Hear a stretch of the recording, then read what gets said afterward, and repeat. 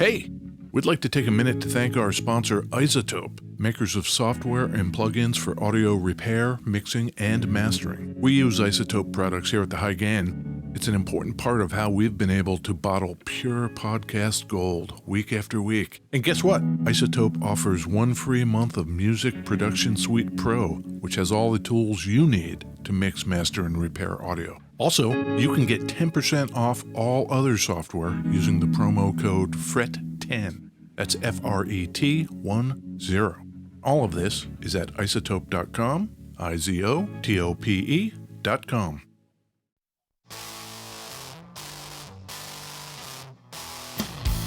Oh, hey, it's me, Ed Peterson. Oh, hi, Ed. It's me, John Kiltica. Came in pretty hot today. Coming in hot. Yeah. Oh, shit. That thing's all redlined. I'm sorry. I apologize. We're in beautiful West Seattle today. We are. We talk about guitars. Yep. We talk about beverages. Yep. We talk about Buck Owens. Maybe. Surf music. Maybe. We talk about that kind of stuff. Yeah. That's me guessing. Yeah. Lobbing grenades, you know? Well, those are pretty good guesses Yeah. because this guitar is red, white, and blue, Like a Buck Owens guitar. like a Buck Owens guitar, Mm-hmm. but it's not. No, I didn't figure it was, but I figured we could talk about Buck Owens because that sounds like fun. Yeah. I like doing that. Old Buck, he knew what was up. Nose? Knew. Buck. Early dong. Real early dong on this one. Fast and furious on the dongs. You got that pick in your mouth? Yeah. You got the pick talk. I like it when you do that. The people do too. They've been talking on the internet about how much they like it when you talk with a pick in your mouth. Yeah, so I was a little distracted there for a second because I'm bringing up my notes on my phone because my brand new fast fiber internet, Yeah, gigabit. gigabit, it died. None more fast, Yeah, unless it's just gone. yeah. The router has disappeared. This guitar, Ed, the brand is called the Hallmark. It's a Mosrite? It is not. Okay, it's a Mosrite Hallmark? No. Hallmark 60 Custom. Based okay. on a 1960 Mosrite. Oh, I see. So you might ask, Mm-hmm. well, is there any connection between this and Mosrite? Yeah, you might. There is. Oh, okay. Yeah. So I thought, we should probably just kind of get into that. We're just jumping into this today, going right in. If I'm going too fast, slow my roll, Ed. I got some theater seats in the home theater I've been building out. I knew you were ordering new seats. Recliners. I don't really know what to do about that. You can't, control the nest on the wall? Like, you can't go to the wall and, turn it down on the thing? Connected to the internets. That's crazy. I have very little room to talk, right? Pretty much all my interior lights in my house are Philips Hue lights. And so, every once in a while, I'll go to turn a light on, and it'll hit me with can't turn the lights on right now because we're updating the firmware on your light bulbs. Ugh. Right? My light bulbs have a firmware update. We're too hardwired, John. Yeah. We need to go off the grid over here. John is right now fighting with the fact that his heater is connected to the Wi-Fi, which is down. And so the furnace just kicked on 4 feet from us. Yeah, so everybody, enjoy the sound of furnaces going on and off. Yeah, exactly. Today, Ed Peterson, top of his game. Yes. I'm bringing 110%. John, flustered. Yeah. He's frustrated. I came in and he was on the phone with tech support. He couldn't answer the door because he was on the phone with tech support. And that is frustrating as hell, especially when they say, everything's green on our end. Get bent.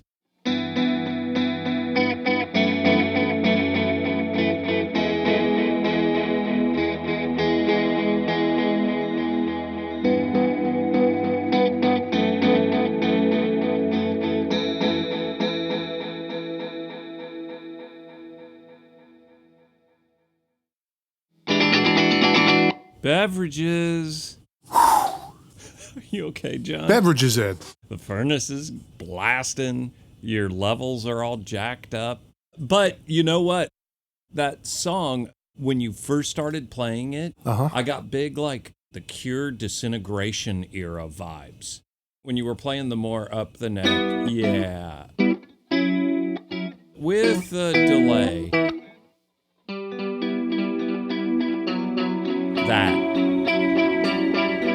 That's very Disintegration era. Do you get that? You know? A little bit. Disintegration. It's a good one. Came out after Kiss Me, Kiss Me, Kiss Me. Oh. It's the kind of spooky cure. I was happy to be able to use my jazz noggin. Yeah. You got your sixth, Yeah. this funky boy. Yeah. It's a minor seventh. Major. Sure. I was playing a chord today, and it was a little math rocky. Oh. You know, just the rhythm or whatever I was playing. And it was flavors of major ninths that had a very math rocky evocative. So that would be like, Bring the pinky up. That is just math rock. now you know what that is?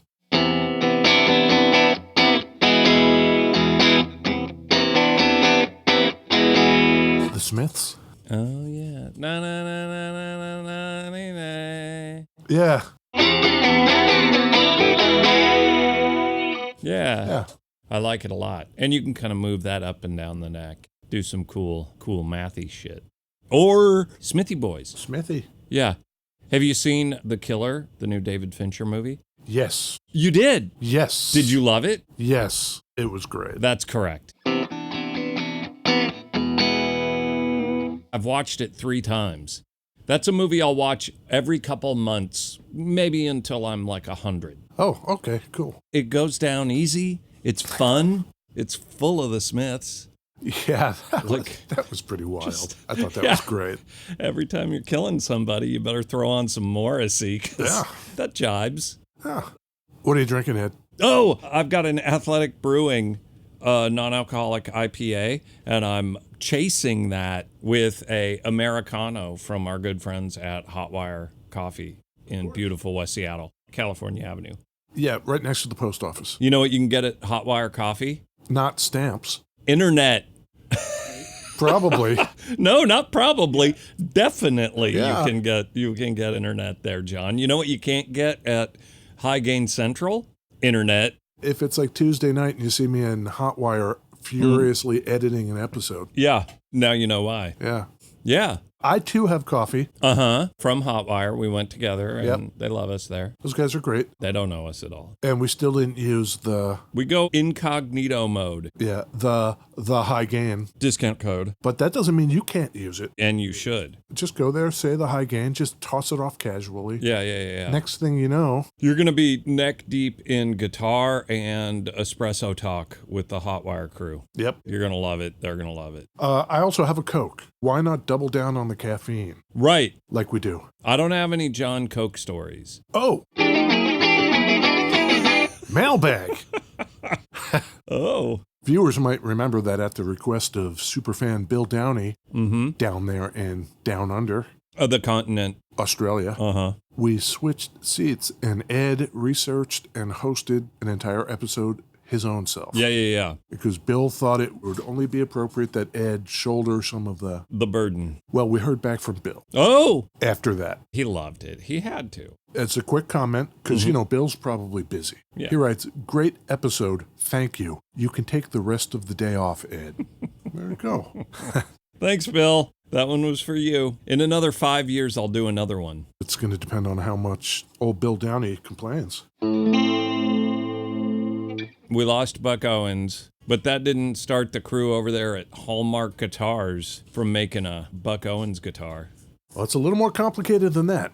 Would you like to know all about it? Yeah, it's sparkly. Did Buck Owens have sparkly versions of his guitars? He did. There was the Buck Owens Buckaroo. Was that like a Telly? Well, he had a Telly kind of version. Yeah, But right. he also had one that looked like this Mosely style, but it had the Telly control plate. Oh, yeah? So it had an abbreviated pickguard and like a Telly control plate on it. Oh, It cool. was really wild looking. Cool. That was made for him From Mosrite? back in the day. That's right. Okay. So it was the late 50s, Ed. The late 1950s. That was a whole century ago. Yeah. Semie Mosely had been slugging it out in Los Angeles trying to get people to play his guitars. Yeah. He was not experiencing any uptake. So he moves the whole operation north to Bakersfield. Oh, okay. What's Semie up to? Yeah. Semie. We lost him? We lost Semie. When? I don't know. We're certain of that, though. Yes. John normally has extensive notes printed out. Everything flows naturally. John is prepared. Maybe occasionally you hear the rustle of paper. That's because John's referring to his notes. Yes. Since the internet's down and everything is connected to the internet, there's no printer. And John is referring to his phone John has with his old man eyes. old man eyes and the soundboard for all those fun effects like matchsticks or Wilhelm screams. Where are those? Yeah, whole different app. Different app on the phone. All I'm saying is we're doing our best over here. John's doing a great job, and I really am tired of you folks complaining about the shoddy craftsmanship from John Kilteca. That's right. Because he's trying. I'm trying my best. You know? What do I know? Cut him some slack. I don't know. Folks. So Semie moves up to Bakersfield. There's a lot of kind of like country western cats up there, and he starts getting noticed. Okay. He's doing custom jobs for people. One-off custom guitars. You've seen some of those wacky ones with like double necks. Mm-hmm. Yeah, for sure. Our man T.K. Smith specializes in recreating a lot of Semie's early work. Yeah. That kind of look. Among the musicians that discover him is this guy named Joe Hall, a musician in the Bakersfield area at the time, and he wants one too. Joe we Hall. lost Joe Hall? 2011. He wanted one of those cool Semie Mosely guitars. So he goes to Semie and says, I want a custom guitar. Semie tells him it's not going to be cheap. Joe Hall says, okay, I'll make you a deal.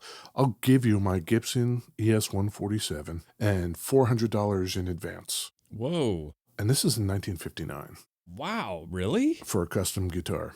Problem is, that was his only guitar. Yeah. And Semie was really slow. So he gives him the guitar first? Maybe give him the $400 first. Right. Joe Hall's like, man, I can't count the amount of gigs I've lost because I can't always borrow a guitar. What is this guy doing? Come on. So Semie says, all right, how about I make you a deal? It would go faster if you just came in the shop and worked with me to get it built. How about you come in and make your own damn guitar and give me $400 and a Gibson? Yeah, it's kind of weird. Yeah, okay. But Joe Hall was like, okay, if it helps the thing get done faster, fine. Sure. And he ends up staying like 4 years. Learning the ropes, learning how to build guitars. He likes it. Sure. He became a great builder himself. Semie eventually went on to make a lot of money, we know, from the Mosrite Ventures guitars that we're all familiar with. Other than that, he was not the best business guy. For instance, Ed, there was a company called Standell. They made amps and guitars and all kinds of things. I don't know about them. Okay. He made a deal with them to make guitars, but he only made like 10 and then the deal fell apart. Sure. He was too slow or just wasn't into it. Yeah. But worse yet, Sears Uh-oh. offers Mosrite, hey man, you make guitars for us? Mm-hmm. We'll give you $1 million.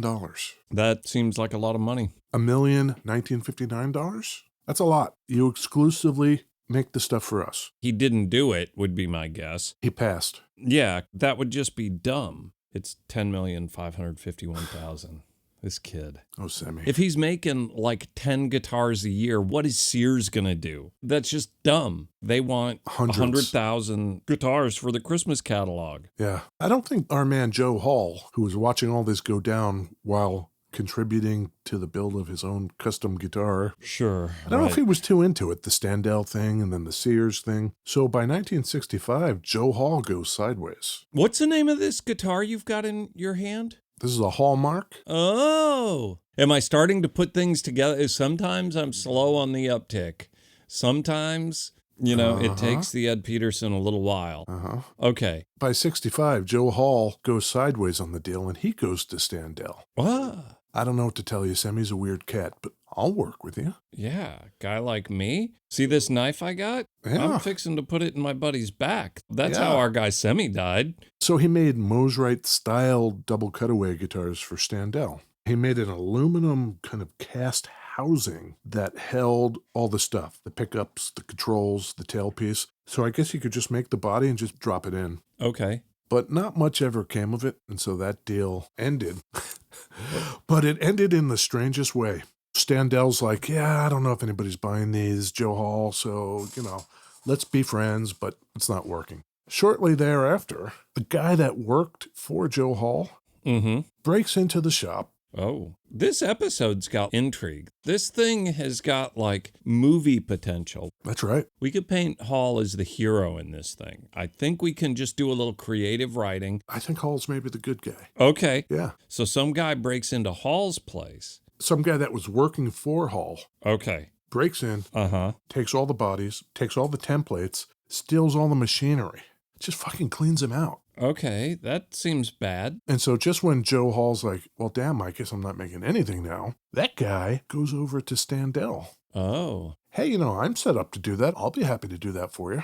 So then does Standell say, hey, your buddy? No, they do it. But the thing is, that guy who worked for Joe Hall wasn't really good at building anything. Okay. He didn't know much about how to make guitars. He was incompetent, so that deal ended almost as quickly as it began. Sure. Yeah. But Joe Hall? Stand-up dude. Yeah. Joe Hall now has been bitten by the bug. He wants to keep making guitars. So in 66, he keeps doing it. Goes out and buys more wood, starts making more bodies, has to reinvent this aluminum faceplate thing. Okay. And he's making guitars, he's calling them Sterling. Mm. Custom order style. Preparing to launch some sort of bigger platform if he can get enough sales, make enough money, tool up, all of that stuff. Maybe he was not feeling so good about Semie. I don't know. He's a musician. Playing in the bars guy. Mm. So as he's ramping up to make something bigger out of it, he goes back to Semie and poaches one of his dudes. These guys, come on. He offered him more money. But this guy's name was Bill Gruget. Okay, Gruget's a cool name. And Gruget also made his own kind of stuff. Mm-hmm. What Joe Hall said was, yeah, I know Semie's not too into that, but you come work for me. You can keep making your own stuff. That's cool. Don't worry about it. And I'll pay you more money. I'll pay you more money to make these guitars that look exactly like the guitars of the guy who taught me how to make guitars. How's that sound? That sounds good. Okay. Now, the thing that they had hoped would happen kind of happens. Old Bill Bogle shows up. Billy B? Knocking on the door of Joe Hall. Uh-huh. You might know Bill Bogle as the bass player for the Ventures. Oh. He goes to Joe Hall and he's like, hey, I got this idea in my head for a guitar design. I kind of got some sketches here. Would you be interested in working it up? Joe Hall's like, yeah, sure. Oh my God. I can see where this story is going. Tell me, where's it going? And I love it. Where's it going? I think where it's going is Joe Hall works the designs up. Somehow stuff goes sideways again. And then it ends up going back to Mosely, and Mosely makes all the money. No. He works up the design, and I'm going to make with my hands, showing Ed, a V. Mm-hmm. The point of the V is downward, and the two legs are pointing upwards. Oh, it's like the reverse flying V? Yeah, kind of like that, but funkier shaped. Oh, a little more roundy. Yeah. Roundy, curvy, boy. Yeah, they called it the swept wing.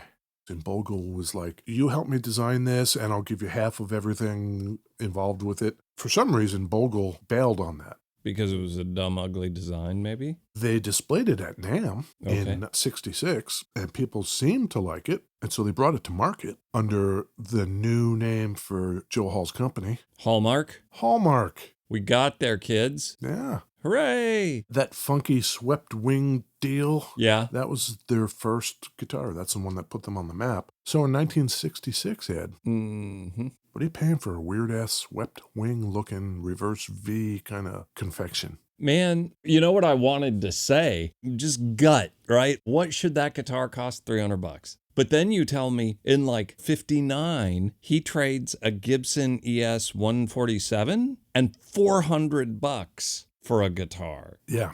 So is he pricing his guitars like that? $662 is what I think. Your first instinct was the correct one. Oh, really? In 1966 dollars, it was $265. Ah, weird. But that's like $2,400 today Well, dollars. I'm just trying to compare it to the Semie Mosely price point. Okay. So they go to NAMM, and I guess they got rid of at least the ones they brought with them, or they made enough of a splash. So based on that glimmer of some success, Joe Hall and the newly founded Hallmark, they get a new space, they hire a couple of dudes, they design some new models. One that was called the El Dorado. It was kind of like a 335 type with F-holes, but really funky looking nonetheless. You would not confuse it with a 335. Yeah. And he sells shares in town up there around Bakersfield. Shares in his company? Yeah, give me $500 and you become kind of a stakeholder in this. And he took out a full-page ad. This is 1967 in a brand new magazine, Guitar Player. Oh, nice. Yeah. And they go to NAMM again, and they bring all this stuff. Nowhere to go but up, right? I think so. First time they went to NAMM, it seemed to be a hopeful expedition. This time, super failure. Really? Well, it's like the middle of the Vietnam War, and all the funky shaped stuff was coming in from Japan for a lot cheaper. Yeah, okay. So to be able to say, look at our crazy nutty designs, people are like, yeah, I can get that a lot cheaper. The swept wing's kind of cool. It's kind of bat-wingy shape. Well, this appears to be apocryphal, but at the very least, nobody can say for sure that inspiration for that design came from Batman. It looks like it. The cape. Yeah. That's what it looks like. Okay. Dude from Ventures still has not designed this guitar that you're holding. And he's not gonna. Okay. In 1968, Joe Hall declares bankruptcy. Oh. Leaves the business altogether. Goes overseas. Learns him the oil business. Oh, great. And works in petroleum for the rest of his life till he retires. Huh. He's an oil man. Hallmark is no more.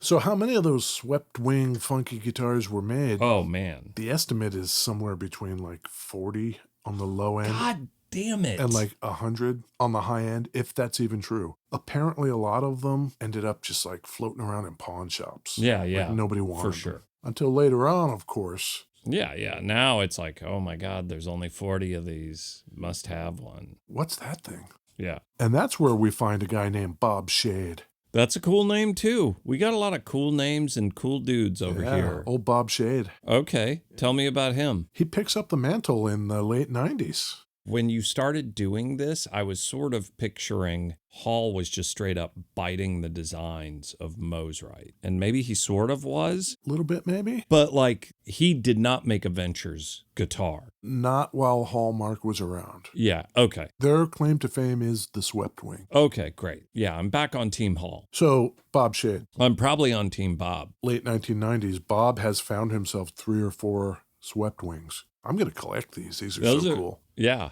Bob is a luthier in Maryland, and he just has a passion for these things. He loves them. That's rad. Yeah. So he gets in touch with Joe Hall. Oh, Joe Hall's still around. At that point, he is. Okay. Hey, Joe Hall, would you mind talking to me about like how you built these and what it was like back then and all that? Yeah, sure. Very friendly guy, apparently. And I guess things progressed to the point where Bob Shade is like, what would it take for me to get the name? Yeah. And I guess they came to some agreement. I couldn't find a record of what that was. So now Bob Shade owns the Hallmark brand. Great. And decides, I'm just going to start redoing these. Bobby Shade, he knows what's up. Yeah. Starts with the swept wing, because that's the most popular one. Mm-hmm. And then he starts redoing a bunch of Mosely models from very specific years. But he's making improvements on them. What I hold here is the 60 Custom. A couple things he did. You know the old Mosely's, the necks were really skinny? Yeah. This has a regular size big boy neck. Yeah. Also, the trims on a lot of the old Mosely's were kind of janky affairs. Mm-hmm. Bob Shade redesigned it with roller saddles. The bridge looks solid as a rock. He wanted it to be more reliable. At a glance, it kind of has mastery vibes to it. It looks solid like a mastery bridge. That's it we got here, Ed. Okay. We got 2 pickups here. Uh-huh. The pickups he put in this are custom wound high fidelity pickups he calls Shade pickups. Really? Yeah. I guess if your last name is Shade. Yeah, you work with that. Yeah. It's an alder body. Okay. Binding on the top, binding on the neck. This one, as we mentioned, is red, white, and blue. Mm-hmm. It came in all different colors. What year is this? This one is about 2015. I think it came out with these around about 2008. What I couldn't find out, there are some people that swear up and down that our man, Mr. Shade, is making these things from scratch. But they were cheap. You can even order one now, and it's like $1,200. Yeah, like set neck. Yeah. Oh, signed. Yeah, Bob Shade signed with a Sharpie on the back of the headstock. Crazy. Yeah. So best I could find is that the bodies and the necks are cut overseas and then shipped in bulk back to old Bobby Shade, who then builds the rest of the guitar. No way, really? I don't really know. There were some people that were like, no, it's 100% overseas. And then the other people would say, I know Bob Shade, and that's not true. Here's your neck action.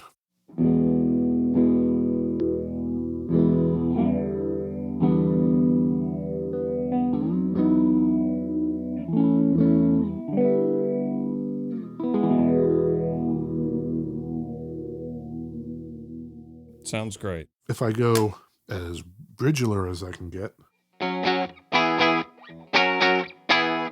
Throw some 81 on there.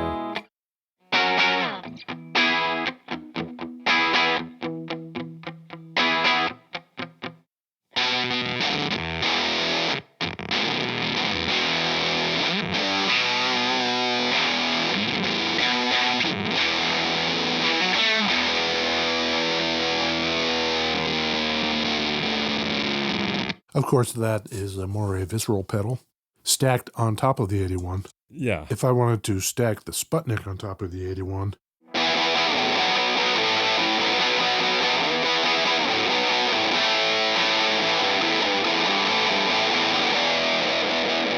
It'll make that kind of noise. And so he relaunches Hallmark with all of these guitars, and he's been doing it ever since. Yeah, this is a cool guitar, John.